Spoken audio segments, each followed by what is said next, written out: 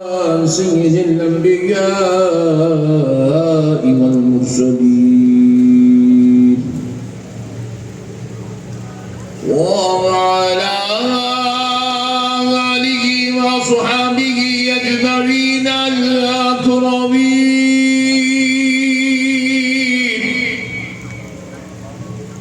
أشهد أن لا إله إلا الله وحده لا شريك له وأشهد أن سيدنا ونبينا ومولانا محمدا عبده ورسوله.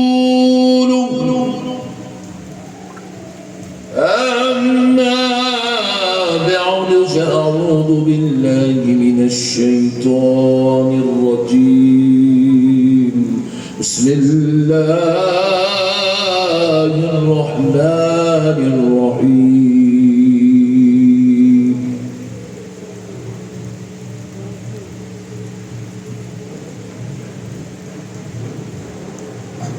يا أيها الذين آمنوا استعينوا بالصبر والصلاة إن الله مع الصابرين. ولا تقولوا لمن يقتل في سبيل الله أموات بل أحياء ولكن لا تشعرون. ولنبلونكم بشيء من الخوف والجوع ونقص من الأموال والأنفس والثمرات وبشر الصابرين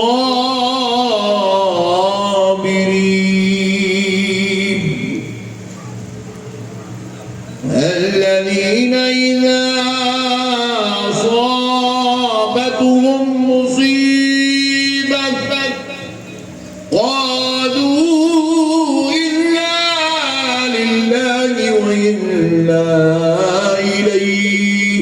وإنا إليه راجعون. صدق الله العظيم وبلغنا رسوله النبي الكريم ونحن على ذلك لمن الشاهدين والشاكرين والحمد لله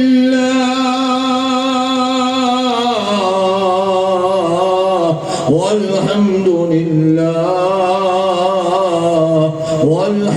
لله رب العالمين.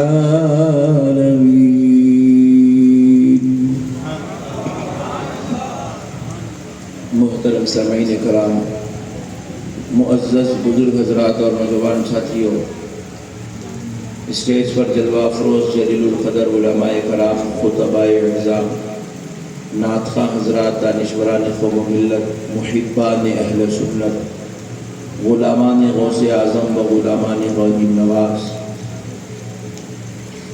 یہ اللہ تبارک و تعالیٰ کا لاکھ لاکھ شکر احسان ہے، اس کے پیارے حبیب رحمت للعالمین صلی اللہ علیہ وآلہ وصحبہ وسلم کی لطف و عنایت ہے کہ آج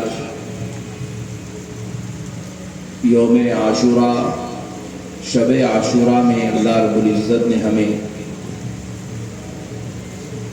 اس کے پیارے محبوب کی محبوب اہل بیت کے ذکر کے لیے جمع ہونے کا موقع عنایت فرمایا۔ اللہ تبارک و تعالیٰ جب کسی پر فضل فرماتا ہے تو اس کو اپنے محبوبوں کا ذکر کرنے کی سعادت عطا فرماتا ہے۔ اللہ تعالیٰ جب کسی کو مردود اور ملعون کرنا چاہتا ہے، کسی کو جہنمی کرنا چاہتا ہے، کسی کو اپنے خیز و غضب میں مبتلا کرنا چاہتا ہے تو اللہ تعالیٰ اس کو نماز پڑھنے سے نہیں روکتا، اس سے نماز کی توفیق نہیں چھینی جاتی۔ اللہ جب کسی کو مردود و ملعون کرنا چاہتا ہے تو اللہ اس کو کعبے کے طواف کرنے سے بھی نہیں روکتا، قرآن کی تلاوت سے بھی نہیں روکتا، نیکی کا کام کرنے سے بھی نہیں روکتا، دین کی تبلیغ کرنے سے بھی نہیں روکتا، لوگوں کو اچھی بات بتانے سے بھی نہیں روکتا۔ پھر کرتا کیا ہے؟ مردود و ملعون کرنا چاہتا ہے تو کرتا کیا ہے؟ اللہ جب کسی کو ملعون اور مردود کرنا چاہتا ہے تو اس کے دل سے اپنے محبوبوں کی محبت نکال دیتا ہے۔ اللہ اس کو محبوبوں کی چوکھٹ سے دور کر دیتا ہے، ان کے دروں، ان کے آستانوں سے دور کر دیتا ہے۔ اللہ ان کے دلوں سے اپنے پیاروں کی، اپنے محبوبوں کی محبت نکال لیتا ہے۔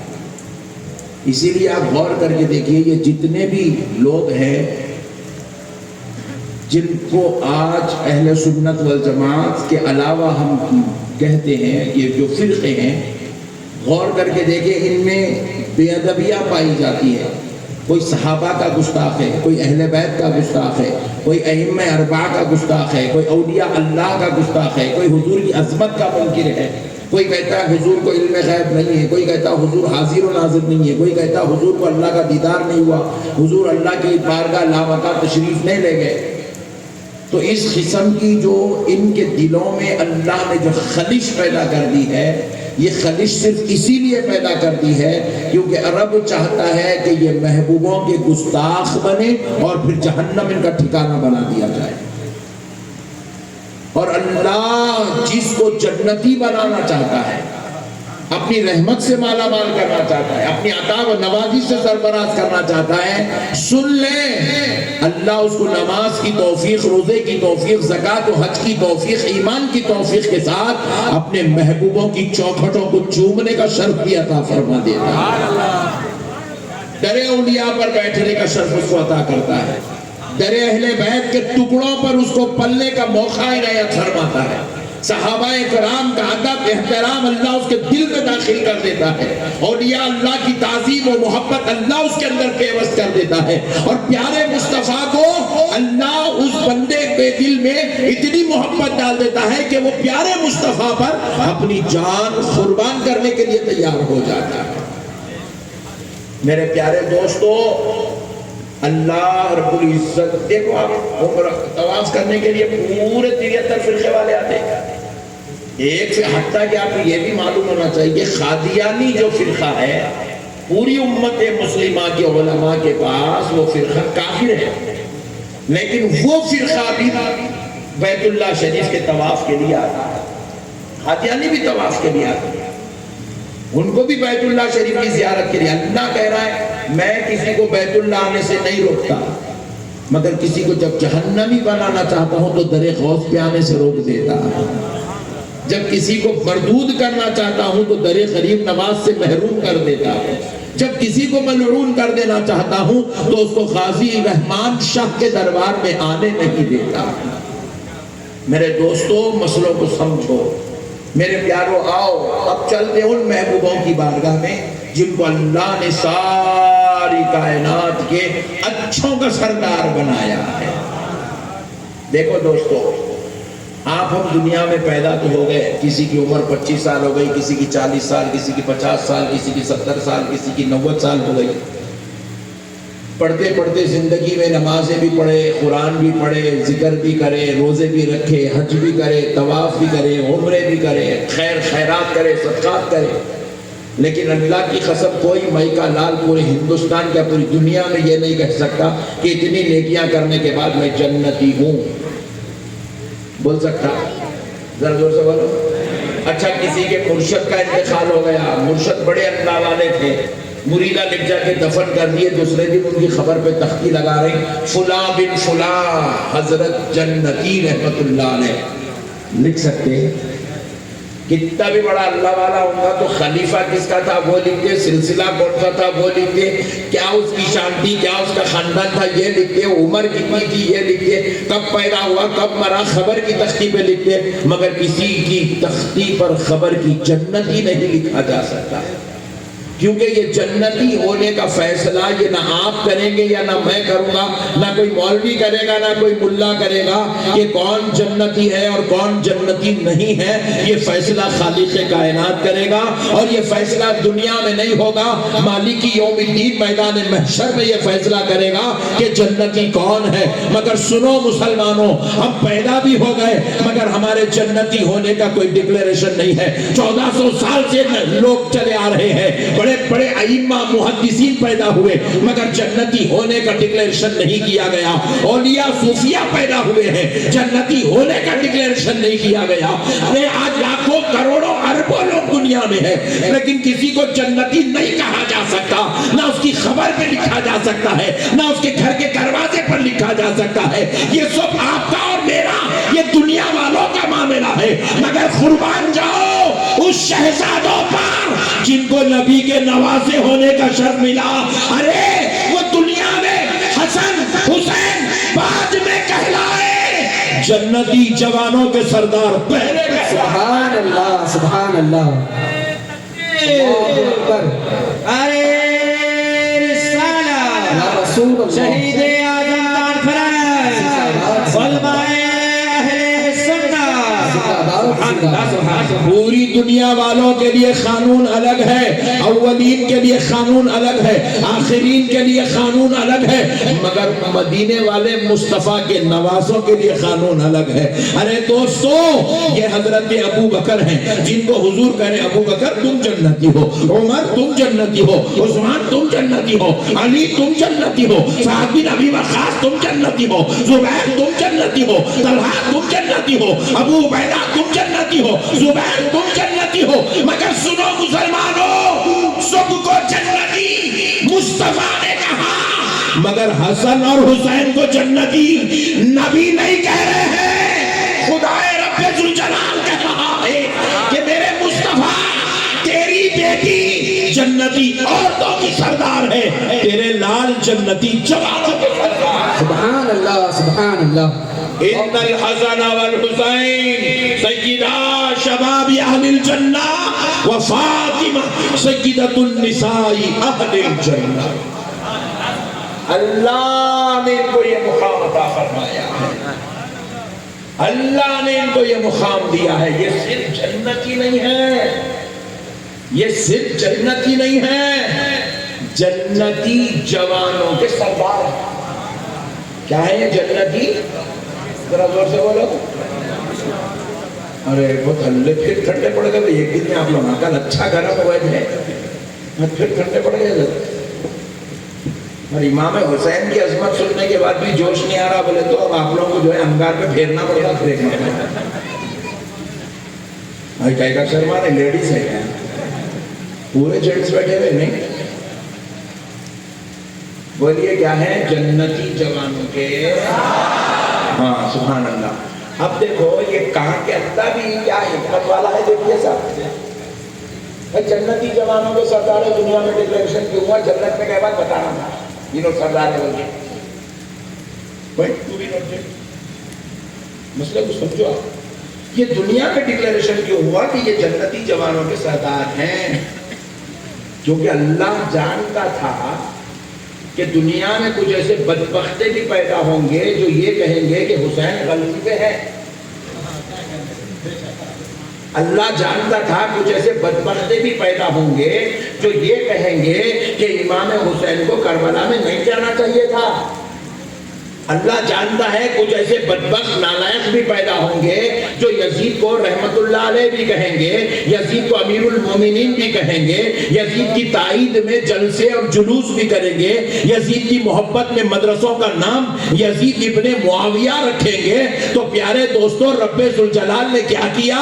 دیکھا کہ یزید کی محبت ان کے دلوں میں داخل ہوگی تو رب نے ڈکلیئر کروا دیا، میرے مصطفیٰ کہہ دو کہ یہ جنتی نہیں، یہ تو جنتی جوانوں کے سردار ہیں۔ جنتی جوانوں کے ذرا زور سے بولے سردار ہے۔ تو اب آپ کو جنت میں رہنا ہے نا، زور سے بولو، تو رہنا ہے تو سردار سے رشتہ اچھا رکھنا ہے۔ اب اگر کوئی ایم ایل اے صاحب سے بیت ال میں ٹینشن لے لیا تو بیت ال میں رہنا ٹینشن بنا ہو جاتا، اس کے لیے عذاب بن جاتا. ایم ایل اے صاحب دو دن کو پولیس والوں کو بھیجتے، اپنے چیلوں کو بھیج کے اس کو تنگ کر دیتے.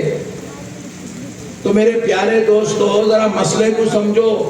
جہاں رہنا ہے وہاں کے لوگوں سے ریلیشن اچھا رکھنا پڑتا. اب اگر کسی کو اللہ کہہ رہا ہے جنت میں رہنا ہے تو جنتی جوانوں کے سردار سے ریلیشن. اب اگر کوئی کہے کہ حسین بھی جنتی ہیں مگر یزید امیر المومنین ہے تو دونوں تو ایک جگہ جمع نہیں ہو سکتے. جب میدان کربلا میں دونوں ایک جگہ جمع نہیں ہوئے تو جنت میں جمع کیسے ہو سکتے؟ نہیں سمجھ رہے آپ؟ جب یزید حضرت حسین کے خلاف گیا، حضرت حسین سے پنگا لیا، دشمنی کرا، بغاوت کرا، حضرت حسین کو ستایا، ظلم کرا، قتل کرا، تو پھر اب وہ امام حسین کا دشمن جو ابن زیاد بھی ہے، شمر بھی ہے، عمر بن سعد بھی ہے، اور پھر جو ہے یزید بھی ہے. آپ ذرا غور کرو، کیا پھر یہ لوگ جنت میں جا سکتے ہیں؟ حسین کا، ان کی آل پاک کا قتل کر کے جب یہ جنت میں نہیں جا سکتے تو پھر ان کی تائید کرنے والا، ان کی حمایت کرنے والا، ان کے نام کے مدرسے چلانے والا، ان کو اپنا رہبر اور امیر المومنین سمجھنے والا، خدا کی قسم وہ بھی وہی رہے گا جہاں حسین کے دشمن یزید اور ابن زیاد رہیں گے. اسی لیے اللہ نے کہہ دیا حسین جنتی جوانوں کے سردار ہیں. اب جس کو جنت میں رہنا ہے وہ حسین کی غلامی کا پٹا گلے میں ڈال کیا ہے.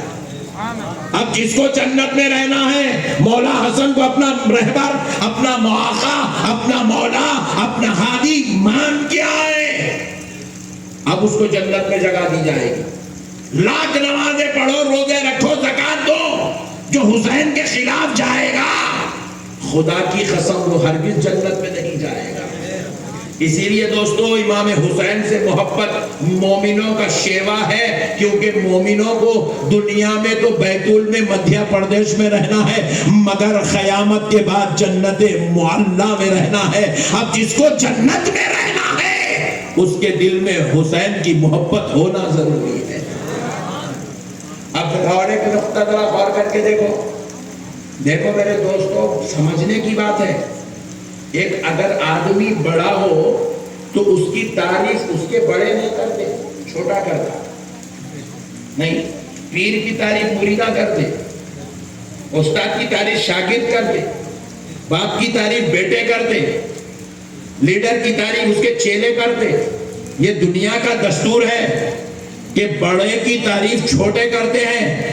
لیکن قربان جاؤ مولا حسین کی عظمت پر، قربان جاؤ اہل بیت پاک کی عظمت پر کہ ان کے پروردگار نے ان کو کیا مرتبہ، کیا عزت، کیا رفعت، کیا مقام، کیا شان، کیا رتبہ عطا کیا ہے کہ ارے اب امام حسین کی تعریف صرف ان کے بعد والے نہیں کر رہے ہیں، صرف غوث و خواجہ نہیں کر رہے ہیں، صرف صالحین و اولیاء نہیں کر رہے ہیں، صرف ماننے والے نہیں کر رہے ہیں، بلکہ اے حسین تیری عظمت پر ہماری جانیں قربان کہ تیری تعریف تیرے نانا محمد الرسول اللہ کر رہے ہیں.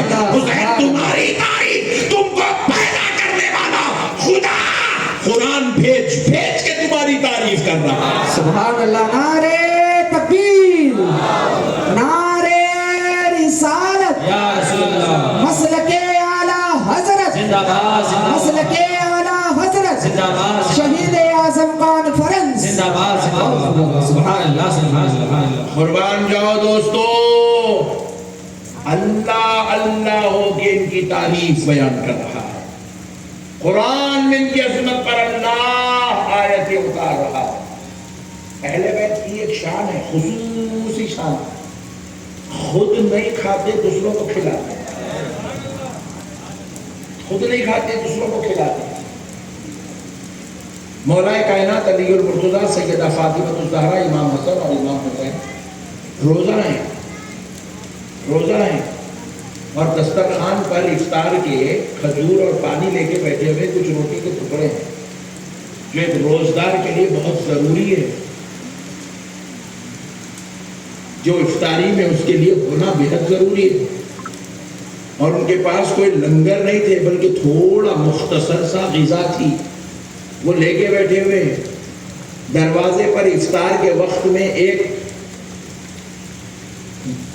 ایک مسکین آیا، آ کر آواز دینے لگا کہ میں آپ سے درخواست کرتا ہوں کہ مجھے کھانا کھلا دے، میں بھوکا ہوں، میرے اہل و عیال بھوکے ہیں، میں مسکین ہوں. میں سے ہی یہ آواز سنی مولا کائنات علی المرتضیٰ سیدہ فاطمہ نے اپنے حصے کا کھانا امام حسن کو دے دیا. کہا بیٹے ان مسکینوں کو یہ کھانا دے دو، ان کا پیٹ بھر جائے، یہی ہمارے لیے کافی ہے. پھر اس کے بعد امام حسن اور حسین نے دیکھا جب سیدہ فاطمہ الزہرا اور علی المرتضیٰ نے کھانا دیا ہے تو ہم کیسے کھانا کھائیں؟ مسکینوں کا خیال کرنا خود کے کھانے سے افضل ہے. انہوں نے اپنا کھانا بھی اٹھا کر مسکین کو دے دیا اور صرف ایک کھجور چوس کے انہوں نے روزہ افطار کر لیا. ایک ہی کھجور سے پورا گھر خالی کھجور چوس رہے افطار کر رہے، کھجور چوس رہے افطار کر رہے. پھر وہ کھجور کو اٹھا کے رکھے سحری کے لیے. اللہ اکبر اللہ اکبر. پھر دوسرے دن بھی روزہ رکھے، پھر افطاری میں بیٹھے ہوئے کچھ روٹی کچھ پانی اور کچھ کھجور لے کر. یتیم آئے، آ کر کہنے لگے اے خاندان اہل بیت، ہم نے سنا ہے کہ اس گھر سے کوئی واپس نہیں جاتا، ہم بھوکے ہیں پیاسے ہیں، ہم یتیم ہیں، ہم آپ سے کھانا طلب کرتے ہیں. پھر افطاری پر رکھا ہوا کھانا یتیم کو کھلا دیے اور خود ایک کھجور چوس کر روزہ افطار کر لیے. پھر وہی کھجور سے سحری ہوئی. پھر اس کے بعد تیسرے دن کا روزہ ہے. اللہ اکبر کبیرہ. اب پھر افطار کا وقت آیا، تیسرا روزہ ہے، صرف کھجور چوس کے سحری اور افطار ہو رہی ہے. اب پھر کچھ روٹی کچھ پانی اور کھجور لیے اور بیٹھے. ایک قافلہ آیا، کہنے لگا کہ ہم قیدی ہیں، ہم بھوکے ہیں، اے خاندان نبوت کے شہزادوں، تم سے فریاد کرتے کچھ کھانا کھلا دو. وہ جو دسترخوان پہ کھانا افطار کے لیے رکھا تھا انہوں نے پھر سے وہ یہ قیدیوں کو یہ اسیروں کو کھلا دیا اور پھر اس کے بعد وہ لوگ کھا کے چلے گئے. پھر یہ کھجور چوس کے جو ہے روزہ افطار کر لیے. رب ذوالجلال جبریل کو آیت دے کر در مصطفیٰ پہ بھیج رہا ہے. وَيُطْعِمُونَ الطَّعَامَ عَلَى حُبِّهِ مِسْكِينًا وَيَتِيمًا وَأَسِيرًا. اللہ سے محبت کرنے والے بندوں کی یہ نشانی ہوتی ہے کہ وہ اپنا کھانا یتیموں کو کھلا دیتے ہیں، مسکینوں کو کھلا دیتے ہیں، قیدیوں کو کھلا دیتے ہیں اور خود بھوکے رہنا پسند کرتے ہیں. ان کی تعریف میں اللہ قرآن اتار رہا، ان کے عمل کا بیان قرآن میں ہو رہا ہے. آج ہم جشن حسین کرتے ہیں، ذکر حسین یاد حسین ہوتا ہے تو لوگ کہتے ہیں کہ یہ جلسے کرنے کی کیا ضرورت ہے. تو رب نے کہا ظالم، تو میرے مصطفیٰ کی اہل بیت کی محبت میں جلسہ نہیں کرتا، ادھر آ، میں تجھے وہاں تیرے گھر سے اٹھا کر لا کر اپنے گھر میں کھڑا کر کے نماز کی حالت میں تجھ سے یہ آیات پڑھا کے اہل بیت کا ذکر کروا دیا کروں گا. یہ آیت سے اہل بیت کی عظمتوں پہ اتر رہی ہے. تجھ سے اہل بیت کا ذکر کرواؤں گا قرآن پڑھوا کر. قرآن پڑھا رہا اللہ ان مکاروں سے جو یزید کو رحمت اللہ علیہ کہتے ہیں، ان باغیوں خداروں سے جو یزید کو امیر المومنین کہتے ہیں، ان سے نماز کی حالت میں اللہ قرآن پڑھوا رہا ہے. قُلْ لَا أَسْأَلُكُمْ عَلَيْهِ أَجْرًا إِلَّا الْمَوَدَّةَ فِي الْقُرْبَى. ہم سے زیادہ بہتر قرآن وہ لوگ پڑھ رہے ہیں. اللہ کہہ رہا ہے ظالم، تو یزید کے ترانے گاتا ہے، آ ادھر نماز میں تجھے اہل بیت کے گیت گانے لگا. میرے پیارے دوستو، یہ جو اہل بیت کی محبت کے خلاف دنیا جائے گی، اسی لیے اللہ نے قرآن پاک میں کیا کہا؟ قُلْ لَا أَسْأَلُكُمْ عَلَيْهِ أَجْرًا إِلَّا الْمَوَدَّةَ فِي الْقُرْبَى. مودت کی بات کی اللہ نے، محبت کی انتہا کی بات کی اللہ نے، کیونکہ اللہ جانتا تھا لوگ اہل بیت کا ذکر سن کر ان کے جو ہے چہرے مرجھا جائیں گے، اہل بیت کا ذکر سننا پسند نہیں کریں گے، ان کے دلوں میں دکھ سے اہل بیت ہوں گا.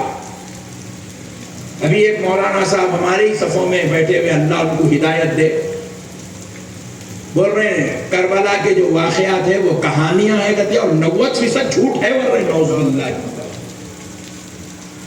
اللہ کی لعنت ہو ایسے مولویوں کے اوپر۔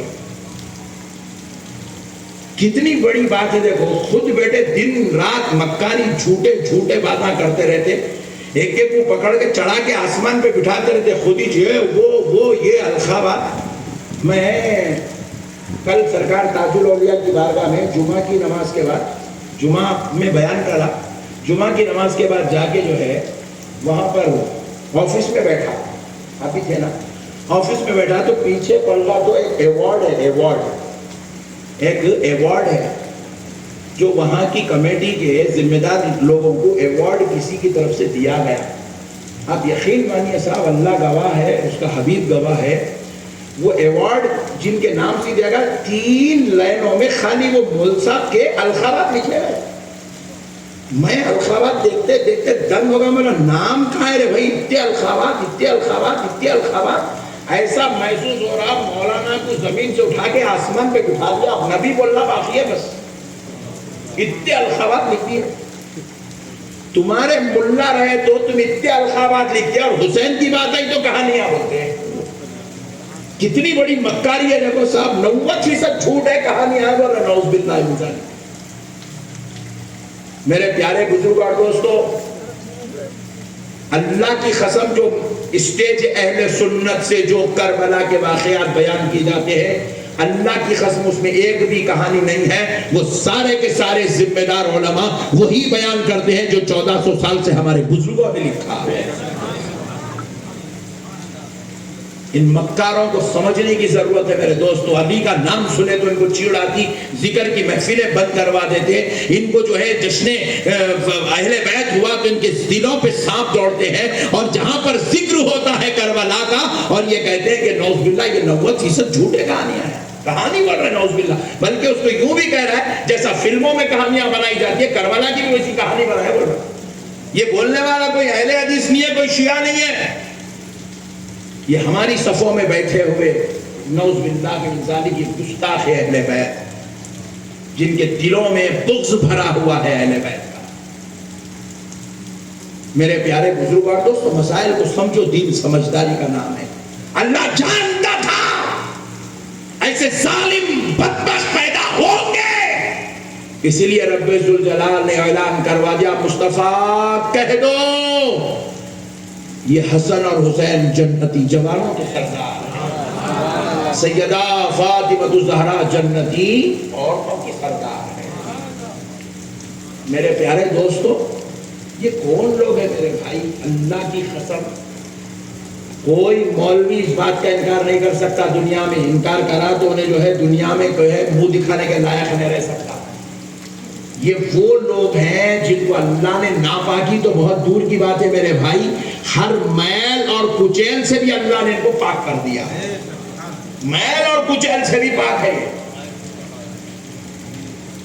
میل اور کچیل سے بھی ان کے رب نے ان کو پاک کر دیا، ان کے جسموں کو اللہ نے ایسے صاف اور شفاف کر دیا۔ پوری کائنات کے مولویوں کے لیے، لوگوں کے لیے نظام قدرت الگ ہے، اور میری مصطفیٰ کی اہل بیت کے لیے نظام قدرت الگ ہے۔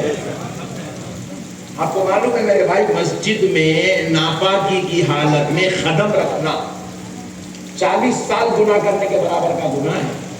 اس لیے حکم شریعت کیا ہے؟ امام صاحب یا مؤذن صاحب یا مسجد کی خدمت کرنے والوں کو مسجد کے اندر حجرہ دینے کی اجازت نہیں ہے، کیونکہ اگر وہ سو جائیں اور ناپاک ہو جائیں تو پاکی حاصل کرنے کے لیے ان کو حجرے سے نکل کے مسجد میں سے گزرنا پڑے گا، یہ گناہ عظیم ہے۔ اس لیے حکم شریعت یہ ہے کہ ان کو پیچھے سے دروازہ دیا جائے یا آزو بازو سے دروازہ دیا جائے، تاکہ وہ ناپاک ہو جائے تو پھر وہ پاکی حاصل کرنے کے لیے مسجد میں آنا ان کو نہ پڑے، کیونکہ مسجد میں قدم رکھنا گناہ عظیم ہے، گناہ عظیم۔ 40 سال گناہ کرنا جتنا بڑا گناہ ہے، ناپاکی کی حالت میں ایک قدم مسجد میں رکھ دینا اتنا بڑا گناہ ہے۔ مگر سنو مسلمانوں، یہ حکم شریعت اول تا آخر کائنات کے ہر انسان کے لیے ہے۔ لیکن میرے نبی کے گھر والوں کے لیے ماحول اور نظام قدرت کچھ اور ہے. پیارے مصطفیٰ ارشاد فرماتے ہیں اے علی اے فاطمہ تمہیں اجازت ہے کہ تم ناپاکی کی حالت میں بھی مسجد میں آ سکتے ہو, بیٹھ سکتے ہو, جا سکتے ہو. کسی نے پوچھا کہ ان کو یہ اجازت خاص طور پہ کیوں دی جا رہی ہے, تو کہا اس لیے دی جا رہی ہے کیونکہ ان کے رب نے ان کو ناپاکی سے پاک کر کے پیدا فرمایا. ان کے اوپر کبھی ناپاکی آتی ہی نہیں ہے, ان کے رب نے انہیں پاک کر کے پیدا کیا. یہ ایسے پاک ہے میرے بھائی, خدا کی قسم ان کی پاکی کی اگر آپ قسم اٹھا لیں تو اللہ کا مسئلہ حل فرما دے گا. ایسے پاک ہو کے پیدا ہوئے. میرے پیارے دوستوں,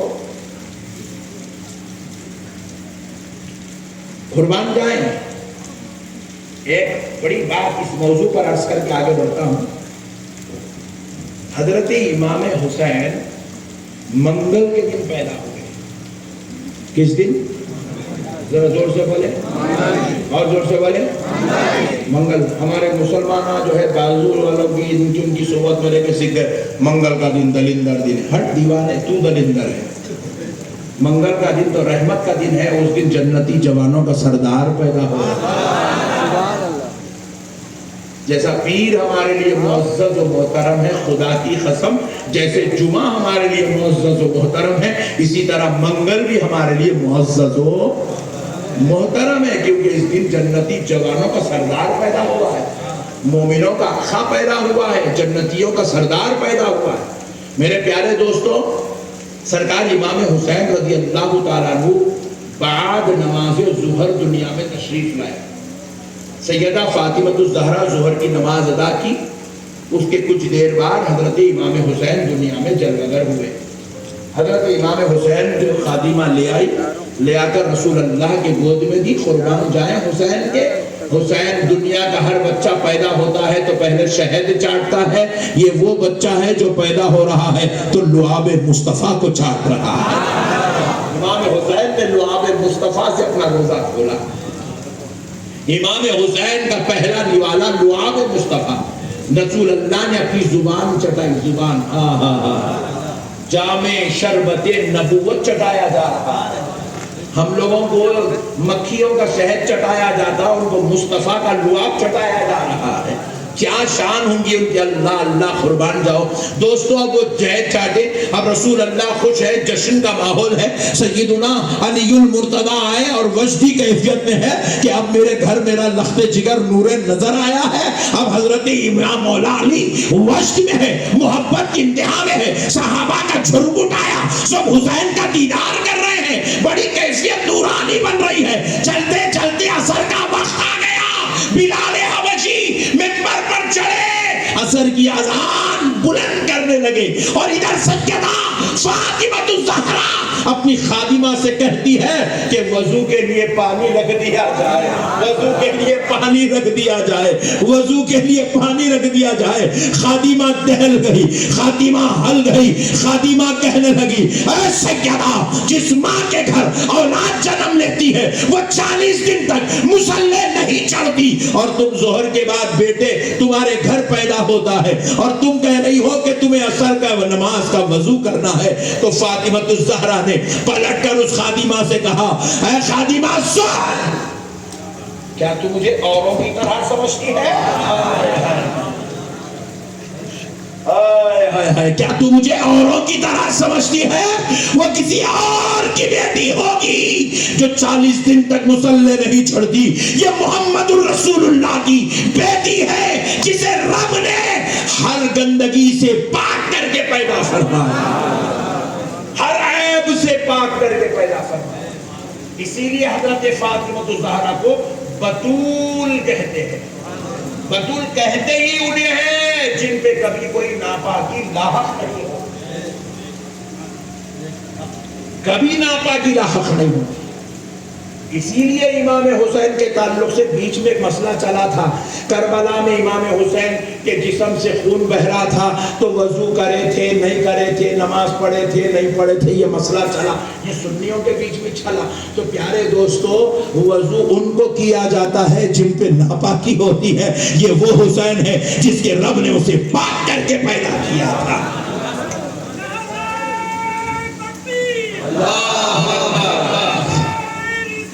یا رسول اللہ زندہ باد یا علی